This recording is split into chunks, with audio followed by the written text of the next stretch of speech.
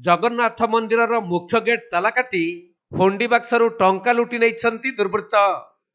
गतकाली विलंबित राति एहिपरि अघटन घटिथिबा बेले बालेश्वर जिला बालियापाल थाना अंतर्गत श्रद्धा क्षेत्र जगन्नाथ मंदिर दुर्वृत्त माने हुंडी बाक्सर ताला भांगी टंका लुटिछंती। आज सकाळू मंदिरर बड़ पंडा पूजा करने आसिबा परे हुंडी बाक्सरू टंका चोरी होइथिबा संपर्क रे जणा पड़िथिला। कौन है घटना आज मंदिर सकाळ 5टारे मंगल आरती करने आसला मंदिर खुलिला बेलू मंदिर ताला भांगा काटी कौन कौन भीतर को तो पशी ना मु किंतु देखा जाउची बाहर जे हुंडी बाक्स भांगिकी नहीं जाइछन।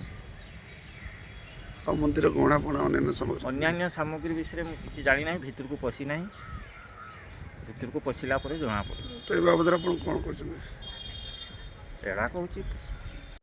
तबे गतकाली मंदिरर बड़ पंडा ठाकुर को पूजार्चना सारी मंदिरर मुख्य फाटक ताला पकाई घर को जाइथिले। आज सकाळू मंदिर को पूजार्चना करिबा पई आसिबा परे मंदिर मुख्य गेट ताला कटा जाइथिबा देखिबाकू पाइथिले। एहा परे हुंडी बाक्सर ताला भांगी दुर्वृत्त माने टंका लुटि नैथिबा जानी से संगे संगे मंदिर कमिटी को जणाइथिले। तेणु मंदिर कमिटीर कर्मकर्ता माने घटनास्थल को आसी बालियापाल पुलिस को खबर देइथिले। खबर पाई पुलिस घटनास्थल रे पहुंची मंदिररू चोरी संपर्क रे तनाघना आरंभ करिसंती। तबे दुर्वृत्त माने हुंडी बाक्सरू केते टंका लुटिछंती ता स्पष्ट होई नथिबा बेले ठाकुरंक मंदिर द्वार कबाट सुरक्षित रहिथिबारु दुर्वृत्त माने ठाकुरंक गहना लुटि नथिबा जणा पड़िछि। कौन है घटना जे मंदिर चोरी जिनी कोन सूचना मिल कोन होछि? भोर यही 5:55 समय जे बड़ पंडा विष्णु नना से मो फोन कले जे शीघ्र आसन मंदिर चोरी होपर मुझे देखे तो विष्णु नना अच्छा बाहर रास्ता पर किसी लोक ठिया मुझे साढ़े 7 आसली आसिक देखली जे उत्तर पट कबाटा भांगाई गेटा चाबीटा भांगी देते हुंडी बाक्सटा चाबी भांगाई।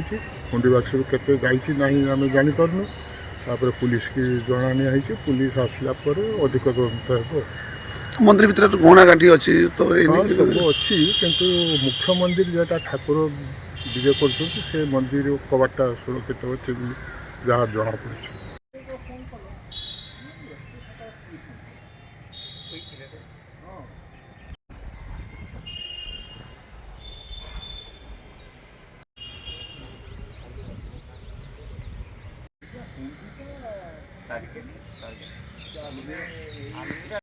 बालेश्वर जिला बालियापाल सुभाष दास रिपोर्ट कोणार्क लाइव।